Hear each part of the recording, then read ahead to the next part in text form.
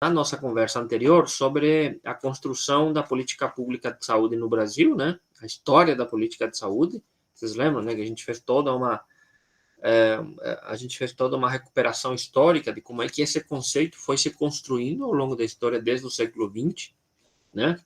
E terminamos essa nossa conversa em 1988, na Constituinte, onde a gente disse, e está escrito isso na nossa Constituição Federal, que saúde é o direito de todos e um dever do Estado. Então, a gente fez uma retomada histórica de como é que chegamos a esse conceito. Chegamos a ter o conceito, porque foi isso que a gente conseguiu fazer nessa construção, né, no envolvimento dos movimentos sociais, dos movimentos sindicais, populares e assim por diante, né, que conseguiram, intelectuais, universidades, profissionais da área da saúde, a gente conseguiu uma força política suficiente de modo que conseguimos fazer com que os constituintes considerassem essa noção da saúde como direito humano fundamental. Então, isso está lá na nossa Constituição Cidadã, que é a de 1988.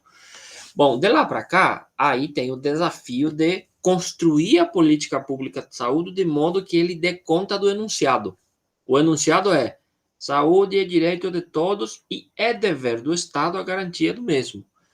Então, de 88 para frente, a gente precisava construir, então, uma política pública na área da saúde que desse conta desse conceito de saúde. E foi assim que a gente construiu, sobretudo a partir de 1990, né, em que a gente vai ter, por exemplo, a aprovação da Lei Orgânica do Sistema Único de Saúde, que é fundamental, é um parâmetro, é um horizonte importante, né, a Lei Orgânica do SUS, né, e optamos por construir um Sistema Único de Saúde. Isso é fundamental, assim, ou seja, a ideia era o seguinte: para dar conta do conceito de saúde como direito humano, diferente da saúde como mercadoria, como a gente viu, diferente da saúde como negócio, né, que a gente viu no encontro anterior, diferente da saúde como apenas cuidado da mão de obra, né? Diferente de tudo isso, nós temos um desafio agora, que é a saúde como direito humano fundamental.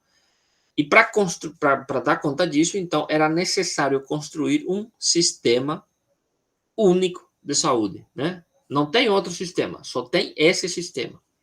E aí, em 1990, a gente vai, já no governo Collor, a gente vai aprovar a Lei Orgânica do SUS, né, a 8.080 e a 8.142, que são as duas leis. Uma trata especificamente sobre o funcionamento do sistema, a lei chamada popularmente por nós pela Lei 8080, e a outra, a 8142, que vai tratar especificamente sobre a participação social popular, né, porque isso, desde a primeira concepção da ideia do Sistema Único de Saúde, já estava previsto, pelo menos como intencionalidade por parte dos movimentos todos. O Collor vetou essa parte. Na 8080, o Collor vetou a participação popular. Eles não queriam.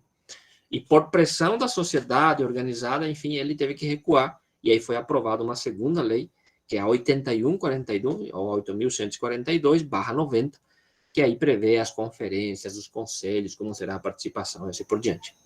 Então, a nossa conversa de hoje é falar um pouco do SUS, certo? Pra gente, bom, no encontro anterior a gente fez uma retomada histórica. Agora a ideia é, e depois? Como é que esse sistema está organizado? Como é que ele foi pensado? Quais são os princípios? Quais são as diretrizes para a gente poder entender alguma coisa, né, do que é o Sistema Único de Saúde hoje? Isso é muito importante. Acho que na assistência social também a gente vai fazer, vocês vão fazer provavelmente isso. Ou seja, como é que a gente foi costurando, construindo o conceito de sistema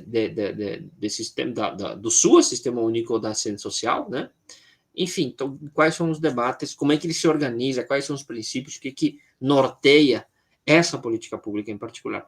Para isso, eu vou me recorrer a um material que a Mariane já socializou com vocês no nosso grupo do WhatsApp. É um vídeo, material audiovisual, que a gente preparou aqui no SEAP, de 8 minutos, que trata um pouco sobre isso. Depois a gente retoma alguns conceitos que nos vídeos serão abordados, e e abrimos para a conversa.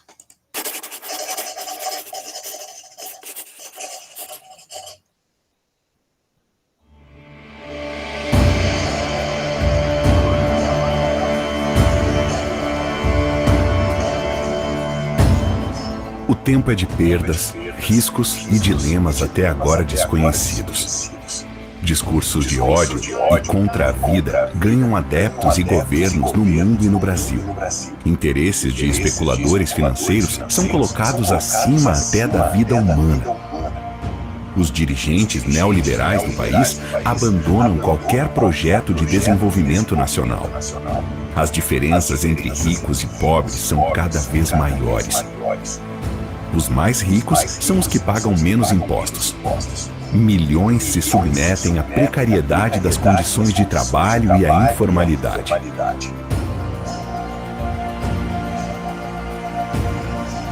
A desinformação e as mentiras bloqueiam o debate público. Projetos contra os direitos e a vida do povo e da nação são fortalecidos.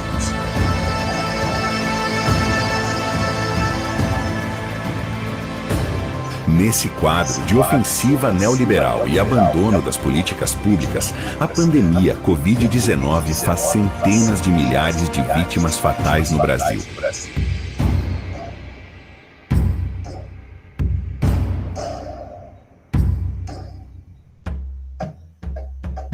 Quando a vida de todos está em risco, a defesa do SUS é a maior necessidade do povo brasileiro. Para defender o SUS, é preciso compreender como é construído, como funciona e as normas que o regulam. Após décadas de debates e mobilização, a escolha da sociedade brasileira inscrita na Constituição Federal é a saúde como direito humano fundamental à vida. E, por isso, direito de todos e dever do Estado. O Sistema Único de Saúde, SUS, foi criado para que o Estado brasileiro garanta a saúde como direito de todos. Alimentação, moradia, saneamento básico, meio ambiente, trabalho, renda, educação, atividade física, transporte, lazer. Todos os fatores que interferem nas condições da vida humana são assuntos da saúde pública. Por isso, o SUS desenvolve ações e serviços que se destinam a garantir às pessoas e à coletividade condições de bem-estar físico, mental e social. Com esse entendimento ampliado, os princípios e as diretrizes do SUS são estabelecidos na Constituição Federal e nas leis federais número 8.080 e 8.142, de 1990. Para entender o SUS, é preciso conhecer os princípios que o regem. Princípios são como as fundações de uma casa e servem de orientação a todas as ações dos gestores e equipes. Os princípios do SUS são a universalidade, a integralidade e a equidade. Antes do SUS, apenas os contribuintes da Previdência Social tinham acesso a alguns serviços públicos de saúde. Com os princípios da universalidade e da equidade, a saúde passa a ser direito de todos, conforme a necessidade de cada um. Pela integralidade, as ações e serviços de saúde do SUS se estendem a tudo que afeta a saúde das pessoas e são organizadas de forma regionalizada e hierarquizada em redes de atenção. Por isso, as equipes de saúde são multiprofissionais e multidisciplinares, de várias áreas do conhecimento. O princípio da equidade determina que as pessoas sejam atendidas conforme as necessidades de cada um. O morador de uma localidade remota tem os mesmos direitos que o morador de um grande centro. Mas como é possível atender a todas as pessoas do Brasil em todas as suas necessidades de saúde e de modo igualitário?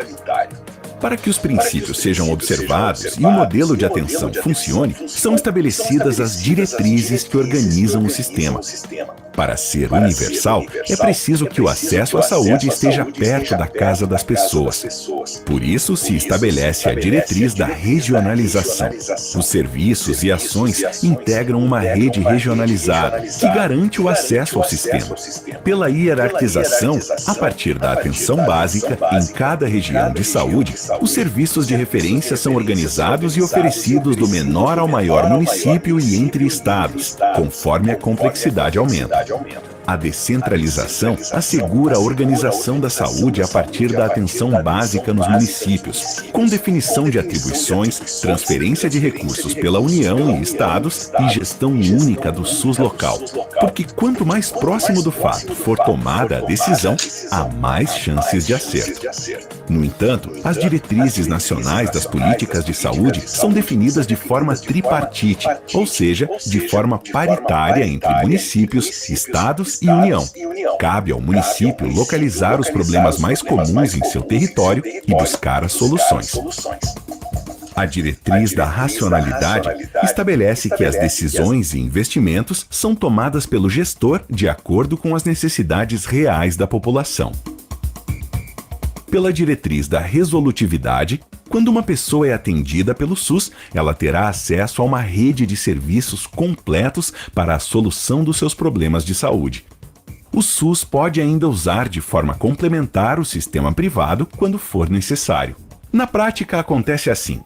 Em todos os municípios existem serviços de atenção básica. A unidade básica de saúde é a principal porta de entrada do sistema. A maioria dos problemas são resolvidos ali mesmo, perto de casa. Mas, para garantir a integralidade da atenção à saúde, os gestores municipais, estaduais e da União, em conjunto, organizam um sistema regional de serviços especializados e decidem o fluxo de usuários entre municípios. Quando é necessário, o usuário é encaminhado pela unidade básica de saúde para o serviço especializado previamente definido, no Sistema Integrado de Serviços do SUS. A sociedade faz parte e participa do SUS por meio das conferências e dos conselhos municipais, estaduais e nacional de saúde. A população de cada local aprova os planos e os projetos de governo para a saúde, apresenta as reivindicações, defende e faz o SUS avançar. O controle social é a maior garantia de políticas boas, adequadas à realidade e ao perfil da população de cada território.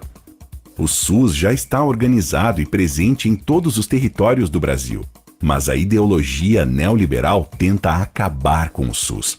Os governantes escolhem retirar recursos das políticas públicas, inclusive da saúde, enquanto garantem os rendimentos dos especuladores. As propostas do governo enfraquecem o modelo de atenção básica, promoção e prevenção da saúde. Cabe à sociedade brasileira reafirmar que a saúde e a vida das pessoas não são mercadorias, mas direito humano garantido a todos. O SUS cuida de você, e quem defende o SUS é você.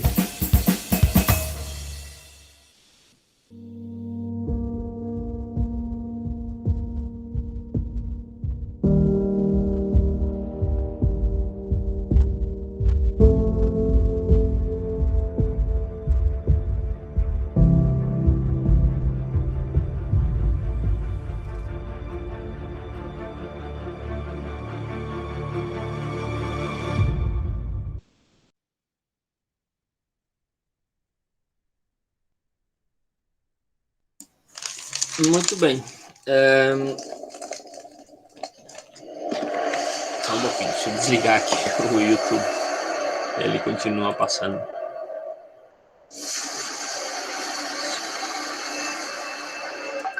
Nossa, não sei de onde que saiu essa... Aqui, ó. Muito bem. Eu não sei, assim, qual é a familiaridade que vocês têm sobre esses temas que foram apresentados, sobre esse tema em particular que foi apresentado, mas isso aqui dá uma noção, uma ideia do que é o Sistema Único de Saúde. Em geral, comumente as pessoas não têm noção de todas essas questões que estão envolvidas, né, no Sistema Único de Saúde. As pessoas vão lá na unidade básica de saúde, recebem a visita do agente de saúde, vai lá no posto, vai lá no hospital, né, faz a internação, se for preciso, vai lá na farmácia da unidade básica de saúde ou do município, recebe os medicamentos, enfim, a gente utiliza a rede, que a gente chama, né, a rede, mas também não tem por que as pessoas saberem isso, né? Eventualmente você vai na unidade básica de saúde, consulta com o clínico geral, né, porque você está sentindo, sei lá, algum problema, alguma coisa, o clínico geral solicita um exame, ou ele te encaminha para um especialista, daí o especialista tem que agendar, já estou imaginando mais ou menos, né, como é que funciona, aí você agenda lá em algum lugar, ele olha o teu exame, enfim, vai fazendo, e daqui a pouco tu entra numa fila para fazer uma cirurgia, sei lá, alguma coisa assim. Em casos emergenciais, você vai ser levado por uma ambulância, ou você mesmo chega na emergência do hospital de referência, esse hospital vai te atender, a depender da tua situação, você vai ser internado, aí tu vai lá fazer todos os papéis. Se a tua situação não ser o caso de Jaguaruna, que em Passo Fundo é polo regional, então dificilmente as pessoas saem daqui, ficam aqui mesmo, mas no caso de Jaguaruna deve ter algum lugar da sua referência, né? Em casos mais complexos, não resolve ali, vai em outro lugar, em algum centro, ou em alguma outra cidade maior do que Jaguaruna, que tem hospitais de maior estrutura. Então, no máximo, as pessoas têm essa noção de como é que a gente organiza o sistema de modo a dar conta, né, do direito à saúde. Essa é a questão. Então, aqui a gente entra um pouquinho mais em detalhes para dizer o seguinte: bom, alguém pensou esse negócio, né, e alguém está, né, fazendo com que ele continue existindo. E ele tem que existir a partir desses vários elementos que foram apresentados aqui. Né, política pública a gente constrói assim, tem muita coisa que tem que fazer, muita coisa. Tem que pensar o sistema, tem que pensar como é que a gente vai dar conta, como é que as pessoas vão consultar, desde, né, a dor de cabeça da pessoa até a cirurgia de mais alta complexidade que ele tem que fazer, nós temos que pensar o sistema para dar conta disso tudo. E não vai ser perfeito, assim como não é perfeito o SUS, tem um monte de problemas, como a gente sabe. Além de, para fazer tudo isso, precisa de duas coisas. 3, precisa de gente, precisa de tecnologia, ou seja, equipamentos físicos, né? Precisa de estrutura física e precisa de dinheiro para fazer tudo isso, né? Por exemplo, quantas unidades básicas de saúde tem em Jaguaruna? Quem é que pensou isso, que precisa ter 5 e não 7? Estou só viajando aqui. Passo Fundo tem 45 unidades básicas de saúde para 200 mil habitantes. Por que 45? Quem que pensou isso, né? Por que 45? Tem 4 unidades de referência. A cidade é dividida em 4 pedaços. Unidades maiores de referência. Depois tem os postos. E depois das unidades de referência tem o hospital. Bom, alguém pensou essa estrutura toda. E é isso. Alguém tem que pensar o sistema inteiro. E aqui a gente tem um pouco um panorama de como é que funciona o sistema. No caso da assistência social, né, quem for falar sobre isso, certamente vai falar, né, dos CAPs, né, que as cidades têm, que é um pouco parecido com o SUS também, né, em que situação a pessoa tem que ir lá, né, em que situação a pessoa é atendida na assistência social. No caso do idoso, tem uma série de políticas que também tem que ser pensado. É assim. Então, eu queria abordar aqui, para não a gente se delongar muito, inclusive, duas coisas que o material que a gente assistiu já fez, que é, primeiro, o tema dos princípios e depois as diretrizes. Só para a gente ter uma noção um pouco mais detalhada sobre isso. São duas coisas fundamentais que a gente precisa entender, né? E tem a ver, inclusive, com a discussão que a gente fez já nas outras conversas, nas outras noites, né? Primeiro, o SUS tem 3 princípios fundamentais, importantíssimos, a gente nunca pode abrir mão disso, isso é o fundamental. O primeiro princípio é o princípio da universalidade, certo? O que é universal, Aparício? Universal ou significa que é para todo mundo. Isso é universal. O SUS é para todos. E quando eu digo para todos, independe aqui de qualquer coisa que o cidadão tenha. É para todo mundo. Isso é fundamental, né? Não é só para quem tem carteira assinada, como já foi antes. não é só para cuidar do trabalhador, não é só para quem tem dinheiro para pagar, certo? Não é só para quem não tem dinheiro, ou seja, para quem é pobre, portanto, não é caridade, certo? Não é Santas Casas de Misericórdia, como a gente viu em tempos passados. Não. É que em 88 a gente disse o seguinte: é direito humano fundamental. Bom, se é direito humano fundamental, significa que é direito de todo humano que nasce no Brasil, né? Então, qualquer um que nasce tem o direito à saúde, por isso é para todos. Ele é universal. Você tem dinheiro, você não tem dinheiro, você é preto, branco, amarelo, laranja, alto, baixo, gordo, magro, o que for, né? É para todo mundo. Esse é o princípio fundamental.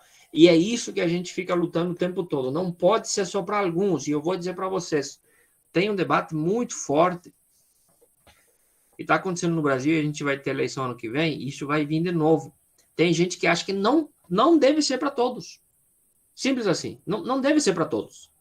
Só para alguns. E esses alguns, né, os bem, entre aspas aqui, bem intencionados, dizem que tem que ser só para os pobres, porque os ricos devem pagar.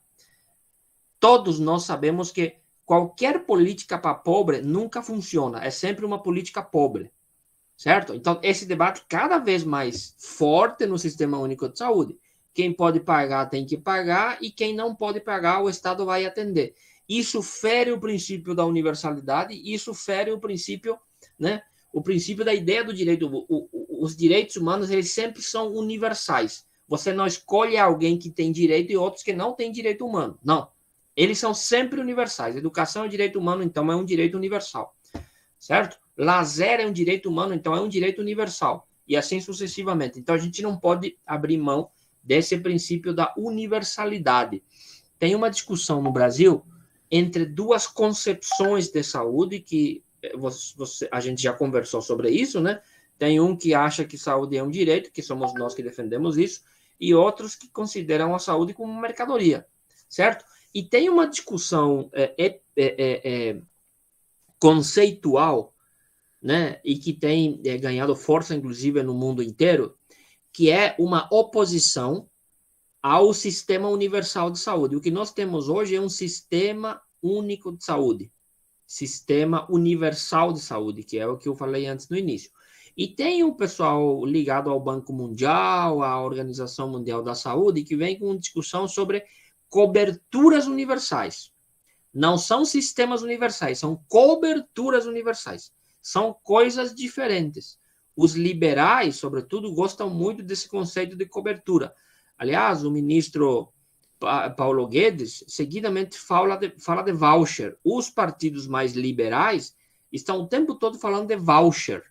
O que é o voucher? É o seguinte: o Estado vai subsidiar planos de saúde para você, que é o modelo americano. Certo? Então, se a Cleusa precisa de algum atendimento de saúde, a Cleusa vai ter um plano de saúde, né? E a depender da renda dela, o Estado vai subsidiar o plano da Cleusa. Vai dar um voucher para ele, né? Para ela. Vai dar um valor, sei lá, R$100, 150, que ele vai pagar para o plano dela.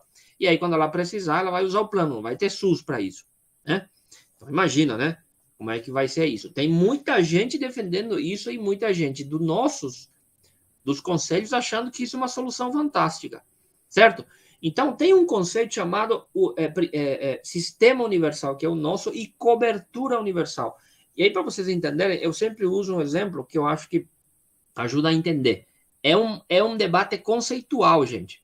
Muito cuidado com isso. Esses caras vêm com argumentos que nos parecem salutáveis para nós. Palatáveis, quer dizer. Qual é a diferença? Veja, alguém aqui já comeu um bolo? Muita gente aqui, das pessoas que estão aqui certamente sabem fazer o bolo. Eu sempre uso o exemplo do bolo. O que a gente faz com o bolo? Eu faço às vezes aqui também bolo para as minhas filhas. A gente pega uma bandeja, né? Enfim, coloca lá os ingredientes, enfim, a preparação do bolo e você cozinha o bolo, né? Quando você termina de cozinhar o bolo, tá sempre numa bandeja, o bolo cobre a bandeja inteira, né? O bolo é dentro de uma bandeja. E aí, o que você faz? Geralmente, você pega o chocolate, e faz uma cobertura do bolo com chocolate. Não é assim? Né? Um bolo com uma cobertura de chocolate. Bom, essa cobertura do bolo, ou esse chocolate que serve de cobertura, qual é a característica dele? Tem duas características, né? Em geral. Ele cobre o bolo inteiro, certo? Você vai jogar em cima, você vai botar o bolo inteiro. O bolo inteiro é coberto pela cobertura. Redundante aqui, mas é isso, certo? Por isso é universal. Porque universal é tudo, né? Então, a cobertura é universal. A cobertura do bolo é universal. Porém, a pegadinha está na espessura da cobertura. Eu pergunto para vocês, a cobertura do bolo que vocês fazem tem a mesma espessura que o bolo inteiro? Não, né? A cobertura ela é bem fininha. Fininha mesmo. O bolo é assim e a cobertura é desse tamanho, certo? Até porque ele é mais líquida, né?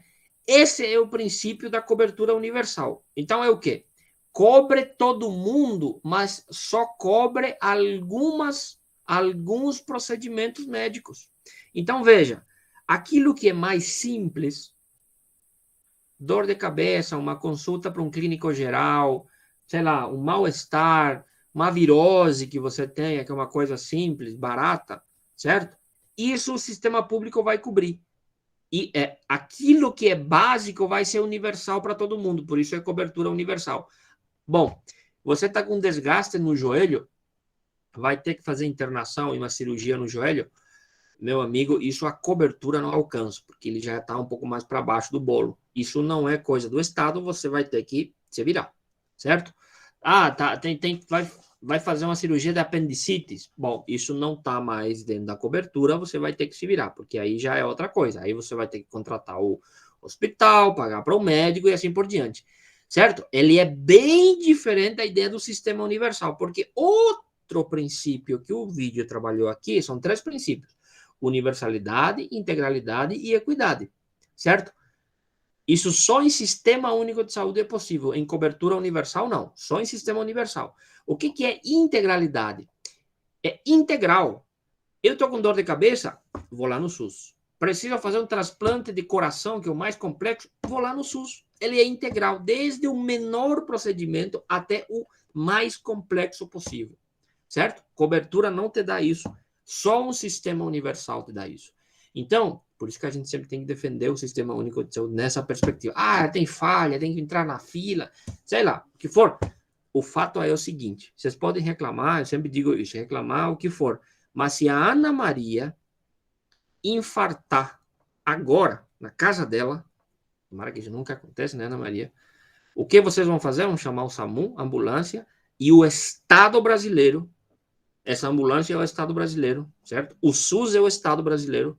O SUS vai vir na tua casa, vai levar a Ana Maria para o hospital, vai cuidar dela, certo? Como cuidaria de qualquer outra pessoa que for pagar no privado. Porque ela será atendida no hospital público, que também tem convênio com o privado, vai ser atendido por médicos que também atendem no privado, certo? A única diferença vai ser a hotelaria, mas o SUS vai ter que cuidar, certo? Vai ter que cuidar e provavelmente vai te curar ou vai fazer melhorar. Né? Para emergência, em geral, a gente funciona razoavelmente bem. O problema são, né, as cirurgias eletivas que a gente... Aí tem fila, aí tem fura-fila e assim por diante. Né? E aí a atenção básica que às vezes não funciona adequadamente. Esse é o sistema que a gente tem que sempre defender. Se não fosse o SUS, a Ana Maria teria que vender alguma coisa, sei lá, o carrinho que tem em casa para poder pagar o procedimento de emergência que ela vai fazer. É assim em outros países. Lá no meu país, no Paraguai, o meu pai morreu de acidente de moto na frente de casa, ele já morreu na hora. Não tinha ambulância, daí pegaram um carrinho da polícia, levaram ele para um hospital privado, a gente teve que pagar para o hospital receber o corpo, na verdade era só para limpar, né? Porque na verdade ele já estava morto, mas sempre no desespero você leva em algum lugar, e aí depois a gente teve que vender uma junta de boi que nós tínhamos, o meu pai tinha, para poder pagar o fato de ter entrado no hospital, ficou lá 3, 4 horas para, né, para detectar que morreu mesmo, limpar o corpo e assim por diante. É assim em outros lugares. Aqui no Brasil, não. Aqui você não vai passar por isso, né? com todos os problemas com o Sistema Único. Isso é Sistema Universal de Saúde. Por isso que a gente defende tanto, porque tem muita gente que não tem essas condições de fazer. Então, é universal, integral, que só é possível em sistema universal e não em cobertura universal, e equitativo. O que é equitativo? Equidade não é outra coisa do que tratar os diferentes de forma diferente, certo? Então, eu não posso fazer um cuidado universal para todo mundo igual para todos, porque nem todos são iguais, certo? Aí a gente tem várias políticas que são da equidade. Não tem doenças que são mais específicas das mulheres, então por isso a gente tem saúde da mulher. Não tem doenças que são mais específicas em homens, então a gente tem saúde do homem, saúde da população negra, saúde dos ribeirinhos. Isso é equidade, tratar os diferentes de forma diferente. O SUS tem esse princípio da equidade, eu não posso tratar todo mundo igual. Então, gente, eu estou falando isso para dizer o seguinte: qualquer um que venha dizer para nós que o SUS é uma merda, desculpa a expressão aqui, que o SUS é uma bosta, que não funciona, que não sei o quê, pode até ser parcialmente verdadeiro, mas isso não justifica a gente se aventurar em outras propostas de sistema de saúde que não seja o Sistema Único de Saúde, com esses princípios que eu falei para vocês. A gente nunca pode abrir mão. É muito difícil manter esses princípios, sobretudo o vídeo trabalhou sobre isso. Várias mudanças têm acontecido na perspectiva de privatizar o SUS. Aliás, o SUS está sendo gradativamente privatizado. Estão tirando dinheiro do Sistema Único de Saúde, o governo federal, com o teto dos gastos públicos, tem dado menos dinheiro para o SUS. O governo federal, recentemente, fez uma mudança radical no financiamento, certo? Na atenção básica, e a gente nem se deu conta, nós poucos que estamos por aí fazendo o debate, ficamos gritando, nem consultou o controle social, o Conselho Nacional de Saúde esperneou e tudo, mas nem foram consultados, nem os municípios foram consultados, o governo federal simplesmente baixou uma portaria para mudar tudo, certo?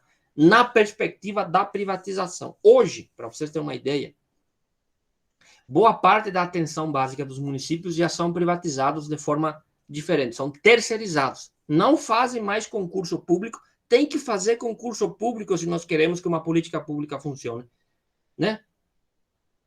Não tem como terceirizar. As empresas contratam agentes de saúde que também contratam com as prefeituras, além das eventuais falcatruas que acontecem já no meio, né? Aí o que acontece? A dona Marieni ou a Cleusa e o Aparício são contratados por uma empresa, né, que vai fornecer esses agentes de saúde para o município de Jaguaruna.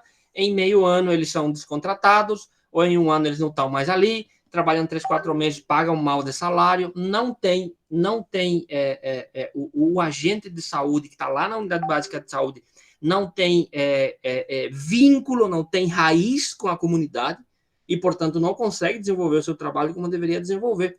Não pode ser assim, tem que fazer concurso público para que a Cleusa, o Aparício e a Ana Maria sejam agentes de saúde concursados do bairro que elas estão, para serem ali, né, agentes de saúde do bairro, porque isso cria identidade com o bairro. Essa é a proposta da atenção básica, que o atual governo acabou, não tem mais vínculo territorial. É disso que a gente está falando muito. As pessoas não se dão conta disso, as pessoas não discutem essas questões, até porque não chegam para elas. Então, tem havido muitas mudanças em relação a isso. Para falar sobre isso, eu quero ir encaminhando para finalizar, porque, enfim, aqui tem muita coisa que a gente podia entrar, mas eu queria ficar no geral. Primeira coisa, a porta de entrada do Sistema Único de Saúde é a atenção básica, por isso a atenção básica tem que funcionar. Eu não sei como é que é em Jaguaruna. E como é que funciona a atenção básica? Tem as nossas unidades básicas de saúde, né, que abrangem uma quantidade X de pessoas, de um bairro, 2, 3, certo? Tem o programa fundamental, que é a Estratégia Saúde da Família, a ESF, que é um núcleo de profissionais, médico, agentes de saúde, técnico de enfermagem e outros profissionais que integram uma equipe que vai cuidar de uma determinada quantidade de pessoas no bairro, certo? Por isso que é fundamental o concurso público, porque esses profissionais eles têm que ser permanentes, certo? Eles têm que ser permanentes. Então, por exemplo, quando a gente criou a Estratégia de Saúde da Família vinculada a essa equipe, era o seguinte: lá do bairro Vila Bom Jesus, que tem 4.000 habitantes, vai ter uma equipe da Estratégia de Saúde da Família. E vai ter 5 agentes de saúde para cuidar desse bairro inteiro. Só que esse 5 tem que ser concursado e tem que ser do bairro Vila Bom Jesus. Por que isso? Porque qual é o trabalho da agente de saúde? É visitar as famílias, certo? E ele vai visitar as famílias conhecendo o bairro, conhecendo as famílias. As famílias que são visitadas pela Mariani no seu bairro, elas conhecem a Mariani e vão se abrir para ela, certo? Mariani vai chegar lá na casa do Aparício e vai dizer, Aparício, você está tomando o teu remédio? Como é que está a tua saúde? Que esse é o papel do agente de saúde, né? Como é que tá a tua saúde? Como é que você está conseguindo tomar direitinho? Está se sentindo melhor? Enfim, o Aparício vai dizer para Mariani, que eu te conheço há 40 anos aqui do meu bairro, vai falar para ela o que ele está fazendo. Agora, se o Jorge chega na casa do Aparício, eu nunca vi o Jorge na vida, que é contratado por uma empresa para fazer o serviço de agente de saúde, jamais o Aparício vai falar para mim a verdade. Não vai sair falando para um estranho. Esse é o conceito do território. Esse é o conceito de território. Então, a atenção básica como porta de entrada para a gente fazer a prevenção, era essa a ideia. Hoje, uma portaria que está valendo até hoje, uma lei do governo federal, o atual governo, desvincula completamente as agentes de saúde, não precisam mais ser do território, pode ser chamado para qualquer outra coisa dentro da secretaria. Aliás, o financiamento hoje vem de forma diferente, de modo que a gente não vincule mais e abre muito espaço, e é o que está acontecendo por aí inteiro, para privatizar completamente a atenção básica. Aí os municípios não precisam, é só olhar. Me aponta um município que tenha feito o concurso público para agente de saúde nos últimos 2, 3, 4 anos. Não fazem mais, certo? Não fazem mais porque não precisa mais fazer, porque agora facilitou tudo. Qual é a consequência disso? Um sistema desmontado dentro da sua lógica inicial, embora a gente continue mantendo tudo isso, desmonta por completo, e aí a prevenção, o trabalho de prevenção, o trabalho das equipes, para cuidar das pessoas, dos bairros, no bairro, isso tudo acabou. Isso tudo a gente vai perdendo gradativamente. Quando a gente fala, e eu falei para vocês nas nossas conversas, que a gente defende um Estado forte, que cuide das pessoas, é disso que a gente está falando. É disso que a gente está falando, né? Essa é a concepção por trás de uma ideia de um sistema de saúde. É isso que a gente estava falando, de um sistema universal com essas estratégias da atenção básica como porta de entrada.